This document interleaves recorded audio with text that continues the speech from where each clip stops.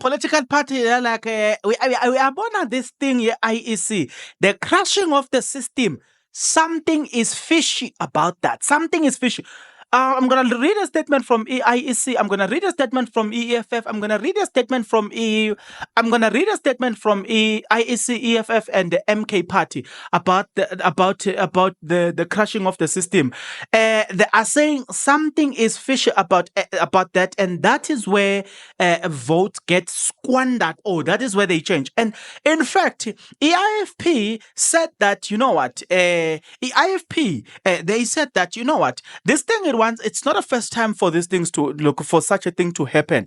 It once happened, but when it happened, we were somewhere on 1 million. Then we were told, you know what, we gave you too much votes, and because of that, they reduced the number. So they are saying the crashing of the system by IEC. That is where they wanna squander the votes. That is where they wanna steal the vote and give it to the DA, because the DA also are the beneficiaries. They get huge numbers, you know what I'm saying? But we don't know where the numbers are coming from. Take a look at what IFP said here.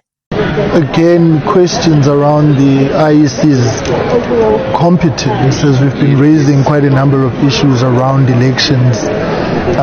Election day, by and large, was quite problematic in just from an organizational point of view. And the second point now, have a system crash. You see, the problem with this, we have a history with the system crash. In 1999, the IFP polled over 1 million. And then the next thing we were told that it was a system error and the votes were reduced. So it's a case of deja vu, and it breeds a trust deficit when such things happen. You would imagine that when your only job is to manage elections, you would have heightened levels of backups. And this is precisely, amongst others, why we have issue around this digital voting, because the integrity of a server which is not in South Africa, amongst others, is a problem. So it's a situation. Okay, moving right along from EIEC, from EIFP, we need to now, I'm going to make you listen to John Steenhuisen speaking about the issue of EIEC, saying that, you know what, IEC has got a lot to answer for, because we are not happy with the elections, how things have been, you know what I'm saying, the performance of the IEC itself. He even said that, I've got my lawyer here, we are looking at taking them to court. And I think they are fair, because they are saying, you guys, you don't have a job. Throughout these 5 years, you should be preparing for elections. So if running these national elections, they ran it horribly, so what will happen? Because 2 years from now, it will be the local elections, right? What will happen? And I think DA has got a point here, but take a look.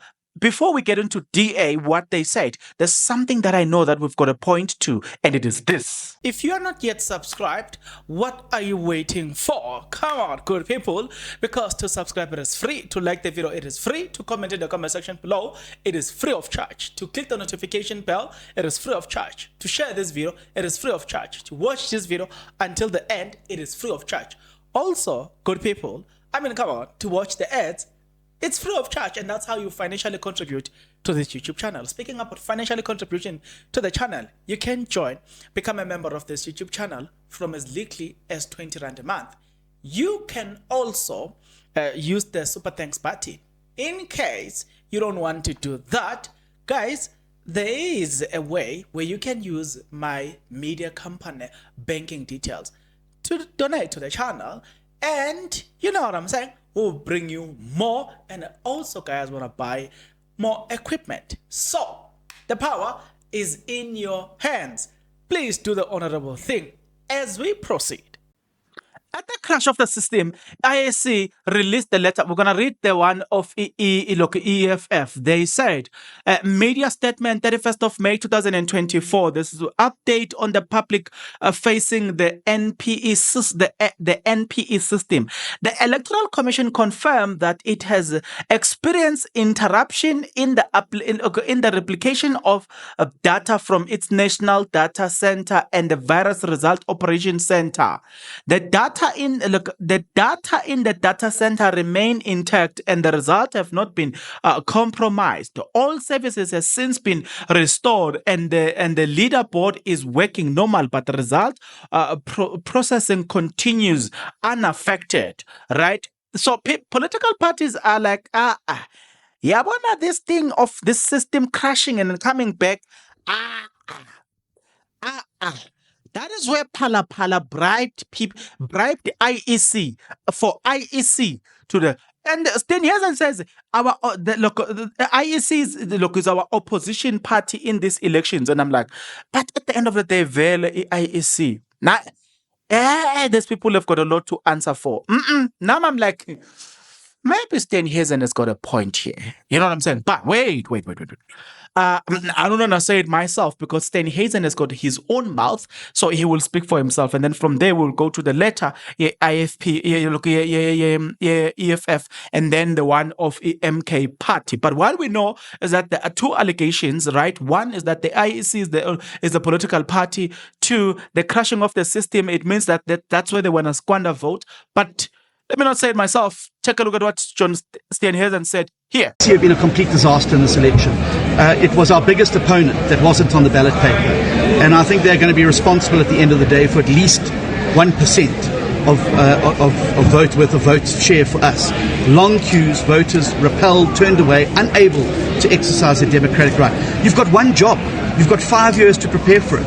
And this is the omni-shambles that you produce. And I think there needs to be a higher degree of accountability by the IEC for what has happened. Because you can't be spending this amount of money. You can't tell us you're election ready. When concerns are raised, you brush those aside and say, no, it's all fine. And then we see the omni-shambles that happen on election day. We are considering, I've got my attorneys here, we are busy looking at a variety of options because I think that the IEC are, for all parties, have caused significant damage to our share of the votes. And it cannot be business as usual for the IEC after this election. We gave them another chance after the shambles in the 2021 election, which we believe cost us the Nelson Mandela Bay Metro, because the same long queues, voters being fed up and leaving the queues. We're not going to let them get away again with a second of these shambles. We need to sort the IEC out.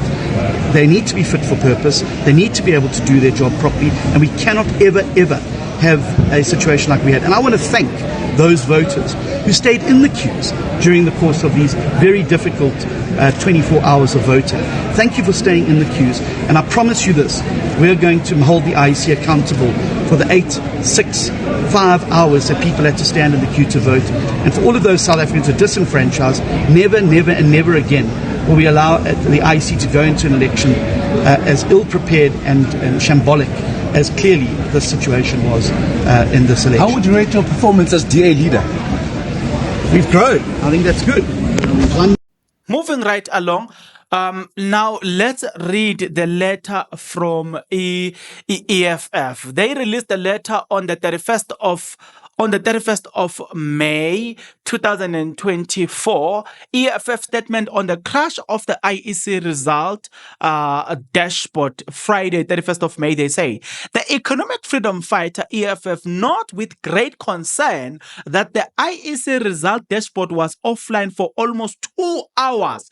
The crashing of the dashboard highlights the incompetence and the inability of the IEC to safeguard our democracy. Will you disagree with the EFF when they say that, no man, there's something wrong? And we told them that you were busy running after Zuma instead of fixing the system, instead of testing the system. You were busy after Zuma. Now the system is crashing. And the problem is, you are self-praising and everything is okay. But let's continue reading. This incompetence was first witnessed on the voting day, where the VMD machines were not fully functional in many voting stations across the country. This resulted in long lines and longer voting process, which were not properly managed by the institution. I fully concur. Right. The crash of the results dashboard for such a high historical elections is concerning and warranty a thorough investigation to look into transparency and integrity in the electoral process. We call on the IEC to act swiftly in rectifying a technical problem which may arise during the time to maintain public trust in the democratic process. The EFF calls upon all our deployees at IEC Capturing Center to be on a high alert and report any mischievous behavior, as well as are the last lines of defense. Yay. IEC, the political party, Madonna. MK political party released a statement too on the very same issue. Media statement, 31st of May, 2024. MK party deeply concerned about the mysterious 2-hour system crash at IEC's Result Operation Center. Right. The MK party voiced its grave concern over the recent inexplicable system failure at the IEC Commission of South Africa Result Operation Center. The mobile app persisting for approximately 2 hours. These incidents are not isolated, but are part of an ongoing pattern of systematic failure and unexplainable occurrence, such as load shedding at voting stations during a period devoid of scheduled national load shedding. These anomalies raised substantial questions about the integrity of our electoral process, suggest potential misconduct of some intentions to rig the elections.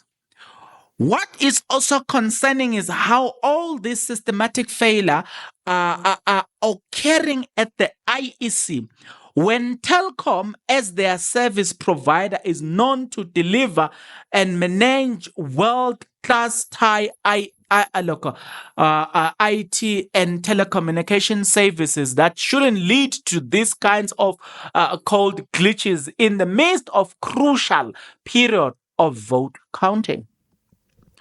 It is profoundly troubling that the IEC, despite its substantial budget and pivotal role, apparently lacks robust backup systems and adequate business continuity plan at such a crucial time. The timing of these crashes occurring as vote tailing hits a crucial phase, and preliminary results indicate a significant vote shift away from the incumbent ANC of Ramaphosa intensifies our suspicions. Furthermore, the involvement of IEC Commissioner Janet Love, known as a known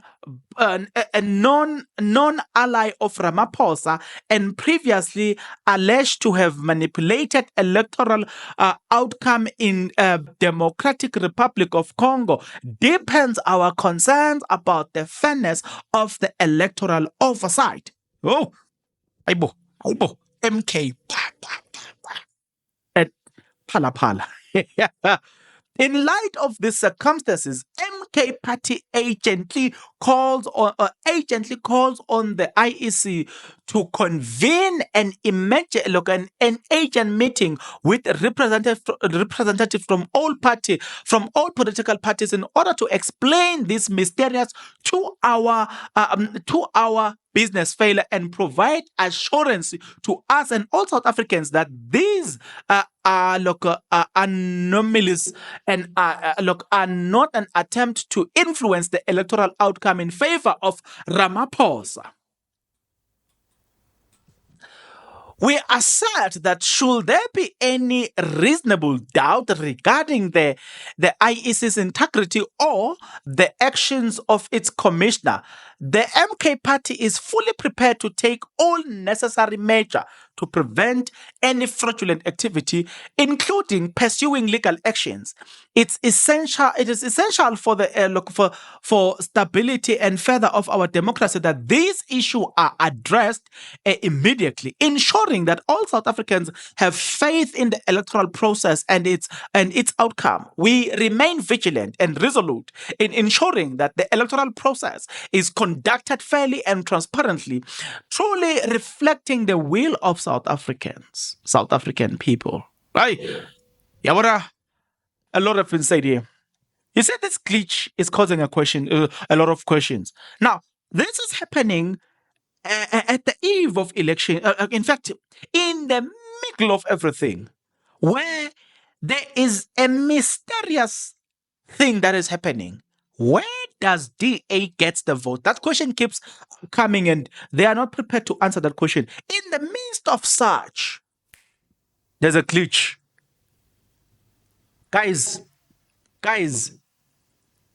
now mind you, this is happening, right? Whilst Phala Phala is being crushed, do not be shocked that in few hours, Phala Phala currently is now doing well in these elections, because Nami, I don't trust that you can't have your friend, an ally of Ramaphosa, now being a commissioner at the IEC. How are we supposed to trust that the elections are fair? Now, to add, in DRC Congo, the same ally of Ramaphosa was accused of rigging elections. So there's that reputation of rigging elections. How are we supposed to trust this person? Now, and the questions are being asked. Telkom, you have experience, you are trusted, you are among the best companies to provide IT solutions. Why suddenly there's a glitch that is unexplainable too? Another thing is, what happened to a backup system, right? Guys, why is this happening when Ramaphosa is losing losing badly? Why is this happening when DA is getting votes that we don't know where it's coming from?